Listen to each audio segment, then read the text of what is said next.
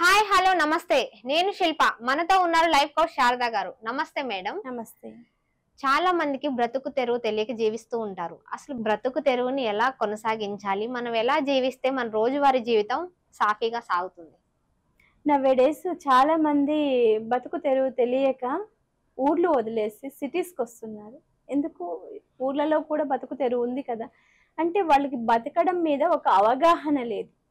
ఎక్కడైనా బతకచ్చు. మనిషి అనేవాడు విలేజ్లోనూ బతకచ్చు, సిటీలోనూ బతకచ్చు, ఎక్కడైనా బతకచ్చు. వాళ్ళకు ఒక అవగాహన ఉండాలి.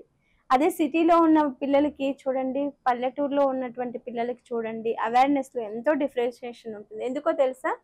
సిటీలో పిల్లల కంటే విలేజ్లో ఉన్న పిల్లలు తెలివిలో బాగా ఉండిండొచ్చు, కానీ ఇన్ని ఫెసిలిటీస్ వాళ్ళకి అక్కడ దొరకదు. ఇన్ని అవకాశాలు అనేటివి ఉండవు, ఇన్ని కంపెనీలు అనేటివి అక్కడ ఉండవు. కాబట్టి అక్కడ వ్యవసాయం మీదే ఆధారపడాలి, లేకపోతే వాళ్ళ జీవిత విధానం బాగుండదు. కాబట్టి సిటీస్కి వచ్చేసి అవేర్నెస్ తెచ్చుకొని బాగా చదువుకొని వాళ్ళు కూడా ఉన్నతమైన స్థానానికి ఎదగటానికి ఒక అవేర్నెస్ అనేది మనకు సిటీ కల్చర్ అనేది ఇస్తుంది. ఆ సిటీ కల్చర్కి వచ్చి పిల్లలు ఏం చేస్తున్నారు? చదువుకుంటున్నారా? కాదు. ఒక ఫ్రెండ్ సినిమాకి పిలిస్తే వెళ్ళిపోవడమే. ఒక ఫ్రెండ్ అక్కడికి వెళ్దాం రారా అంటే అక్కడికి వెళ్ళిపోవడం, ఇక్కడికి వెళ్దాం రారా అంటే చాలా మంది టైం వేస్ట్ చేసేసుకుంటున్నారు. మనం వచ్చిన పర్పస్ ఏంటి, మనం ఉంటున్న పర్పస్ ఏంటి, మనం దేనికి వచ్చాము, ఏమి చేస్తున్నాం అనేది ఒక ఆలోచన విధానం లేకోకుండా వాళ్ళు టైం వేస్ట్ చేసేస్తున్నారు. అదే ఒక ఐఏఎస్ ఐపీఎస్ అవ్వాలనే ఒక స్టూడెంట్స్ ఎవరైనా ఒక గోల్ అంబిషన్ కరెక్ట్గా ఉంది అనుకో, అది సాధించేంత వరకు వాళ్ళు పక్కదారి పట్టరు. ఏమంటారు? కొడితే కుంభస్థలాన్నే కొట్టాలి అని అంటారు కదా. సింహం ఉంది మనకు. ఫర్ ఎగ్జాంపుల్ ఒక సింహం ఉంది.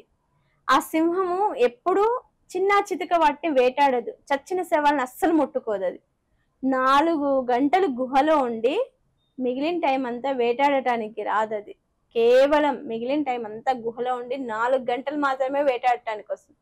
వేటాడితే చిన్న చితక జంతువుని వేటాడదు. అది కొడితే పెద్ద జంతువుని కొట్టేసి దాని కుంభస్థలం మీద ఏటేసి దాన్ని చించి మెత్తగా ఉన్న మెదుడిని మాత్రమే తినేసి మిగిలిందంతా వదిలేసి వెళ్ళిపోతుంది. ఎందుకో తెలుసా?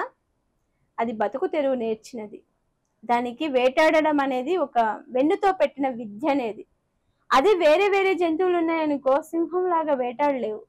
అది వేటాడి చంపేసి ఆడ తిని పడేసినవి మిగిలినవి తింటాయనే గొప్ప మనసుతో సింహం వెళ్ళిపోతుంది.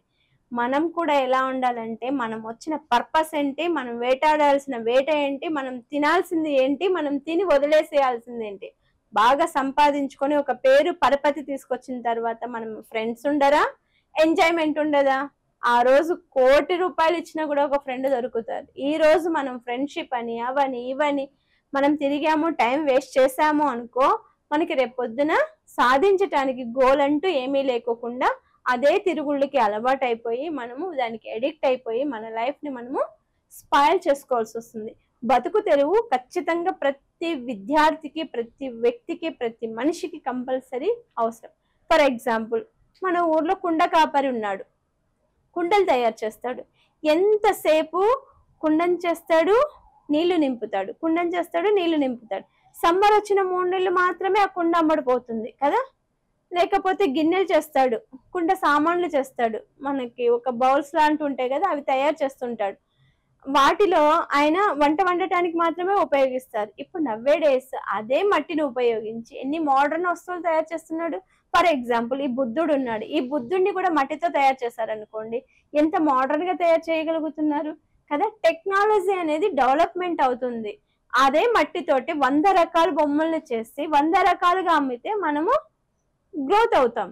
ఈ రోజు ఈ బొమ్మ అమ్మడిపోలేదని బాధపడాల్సిన అవసరం. ఈ బొమ్మ కాకపోతే ఆ బొమ్మ అమ్మడిపోతుంది, ఆ బొమ్మ కాకపోతే ఇంకొక బొమ్మ అమ్మడిపోతుంది. దానివల్ల మనకి ఇన్కమ్ వస్తుంది అనే ఆలోచన అయితే మనకు వస్తుంది కదా. అలా కాకుండా ఇదే బొమ్మల తయారీని నేను చేస్తుంటే ఎంతమందిని ఇదే బొమ్మను కొంటారు కదా. ఇది అమ్మడిపోలేదు అనుకో, లాస్ వస్తుంది కదా, అతని బతుకు తెరువు కష్టం అవుతుంది కదా.